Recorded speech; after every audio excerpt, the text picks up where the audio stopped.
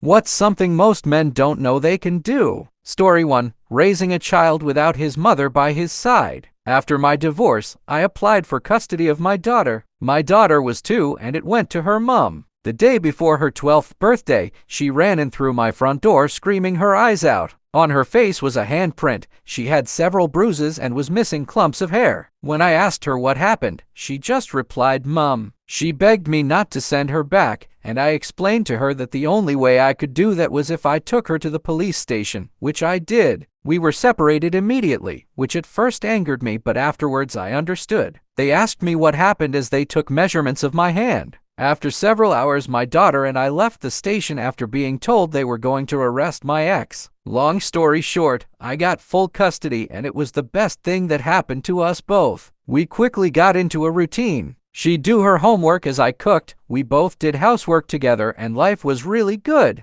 About 3 weeks later, I was called into her school to be told she was a different child. It wasn't all a fairy tale, especially when boys started turning up at the door, but as my grandmother used to say, you don't own your children, just borrow them. Story 2. My ex. He was looking for something in the pantry and I said exactly where it was. He went and checked 3 times. I conceded and got up to find it. It was sitting exactly where I told him. Where was this object? It was on a shelf head height right next to where his head could have been. I'm 5'4", he's 5'11". All he had to do was turn his head slightly to the right and it was right there in his face. Wasn't behind anything, just proudly sitting there for all the world to see. I asked him, "Did you look with your eyes closed?" He wasn't happy with me for the rest of the day. Story 3. Cry in your friend's arms if you need to. Or even if you're not in the same area, cry down the phone. My best friend was a bit younger than me when we started becoming friends. Within a few months, there was an experience that was very stressful for him, and the nights before and after he just had to cry down the phone to me. I didn't tell him don't cry or be a man. I just was there. And like a year later he did the same for me. I always make sure my friends know they can do that with me. Story 4. Haggle at jewelry stores.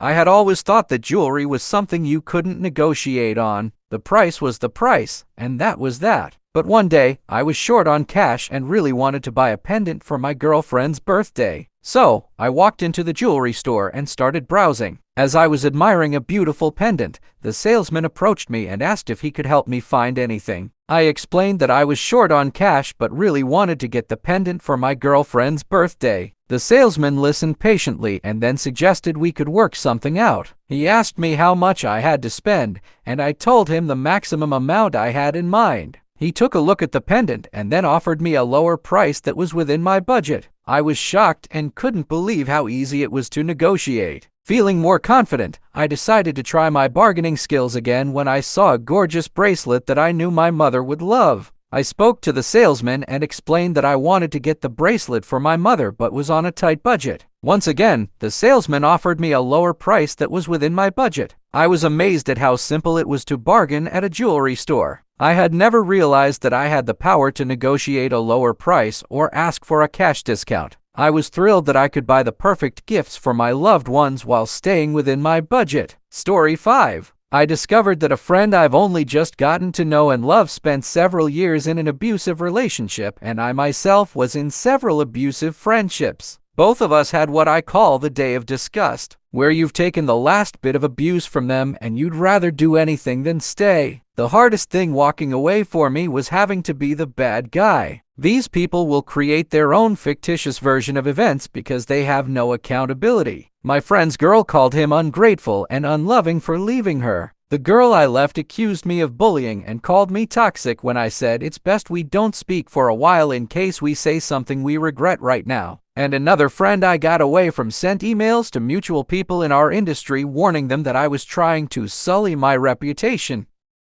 Although I found that funny more than anything else because one of the girls he contacted was good friends with another one of his victims as well, and we compared stories. Less funny was another mutual threatening to destroy my career and other friendships over the whole thing. But sure, look, the devil you know ain't better than the devil you don't. If I ever regret walking away or standing up for myself, I try to remember how I felt when I was still there and that the good moments would always be tainted by the abusive ones, and however my life changed once getting away, I at least don't have to deal with the latter again. My friend was able to repair his relationship with his family, who the girlfriend isolated him from. They didn't judge him and welcomed him back with open arms. His friends even went down with him to get his things from the house and sassed the girlfriend when she tried using emotional blackmail on him. Story 6. Changed.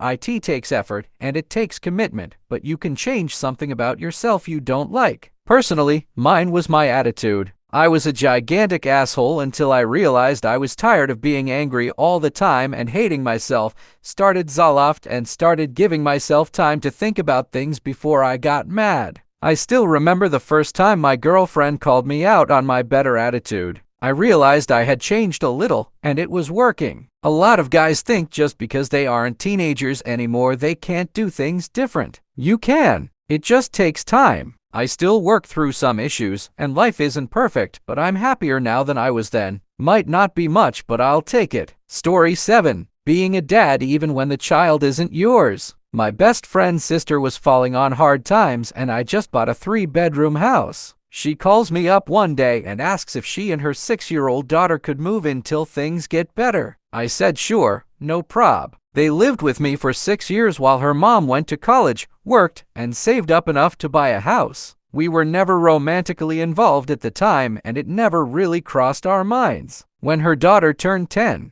I saw her going through the same struggles I did at that age growing up without a dad. I wanted to do something I wish I had someone do for me. So I sat her mom down and asked if it would be okay if I became dad and took that role. It was a strange dynamic because her mom and I were just good friends and not romantically involved at the time, but I was willing to make it work. She said, let's ask her daughter. So we did. My daughter is 23 now and I'm still a dad and always will be. Craziest thing is, after sitting down one day last year, her mom and I got to talking and came to the realization that we've known each other for 30 years, lived together for 6, parted ways, lived our own lives, but we always came back together and were constants in each other's lives. We got married last November and never been happier. Story 8. One thing that many men may not know they can do is to seek out emotional support and counseling when dealing with mental health issues or life stressors. Many men feel like they need to tough it out and not show vulnerability,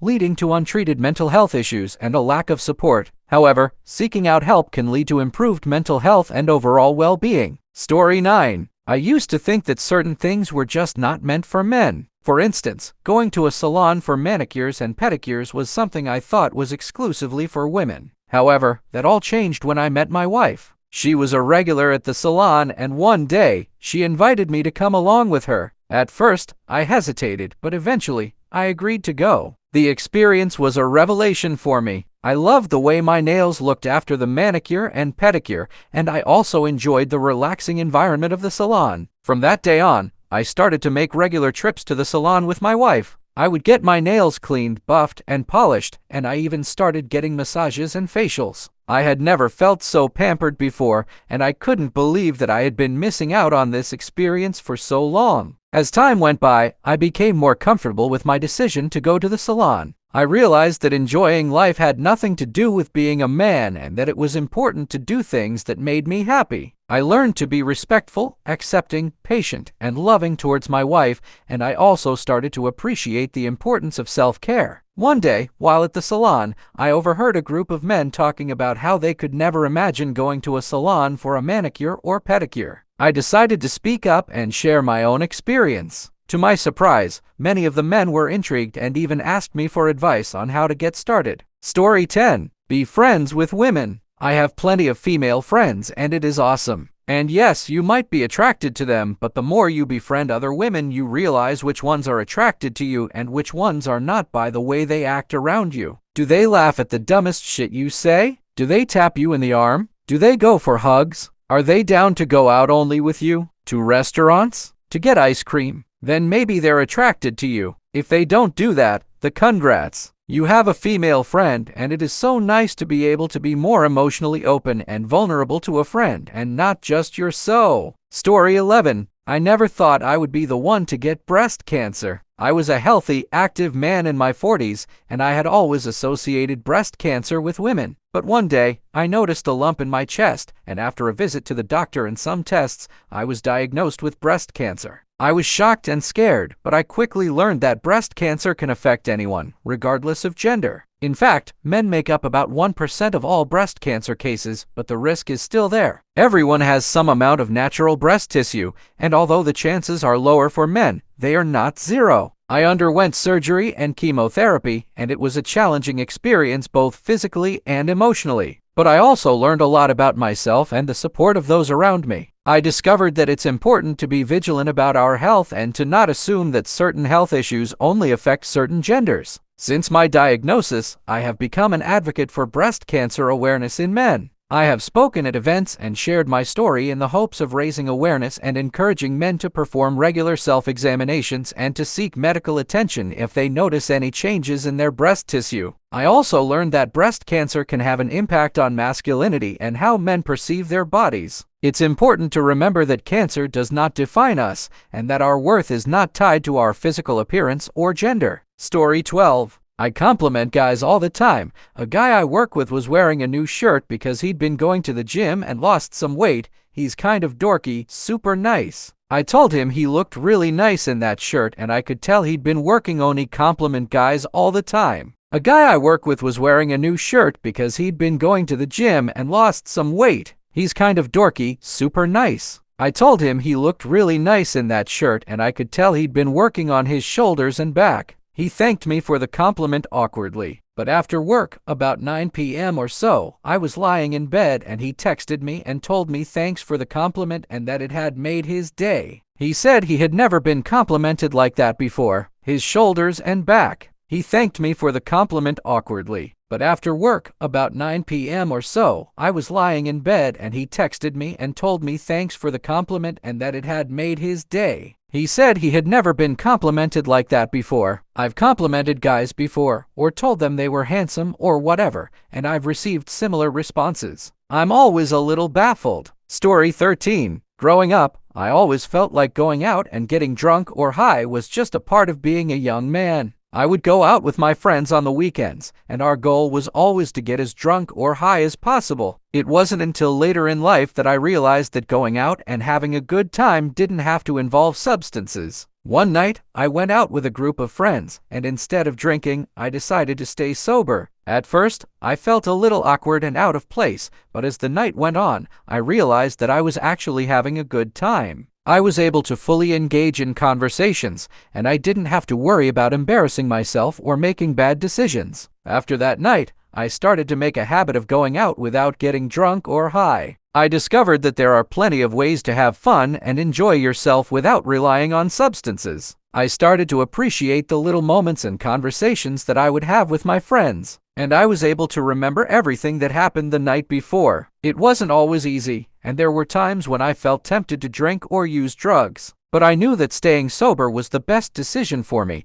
and that it was important to prioritize my health and well-being. Story 14. I used to think that real men didn't need instructions when it came to assembling furniture. I would buy a new piece of furniture, rip open the packaging, and start putting it together without so much as glancing at the instructions. And inevitably, I would end up with extra parts or a lopsided piece of furniture. One day, I decided to take a different approach. I had purchased a new desk that I wanted to assemble, and instead of diving in headfirst, I decided to actually read the instructions. To my surprise, the instructions were clear and easy to follow, and I was able to assemble the desk in no time at all. From then on, I made a habit of reading the instructions whenever I needed to assemble furniture. I realized that instructions are there for a reason, and that following them can actually save time and frustration in the long run. I also discovered that reading instructions doesn't make me any less of a man, and that in fact, it shows a level of responsibility and intelligence. Now, I actually look forward to assembling furniture and seeing the finished product come together. And I know that by reading and following the instructions,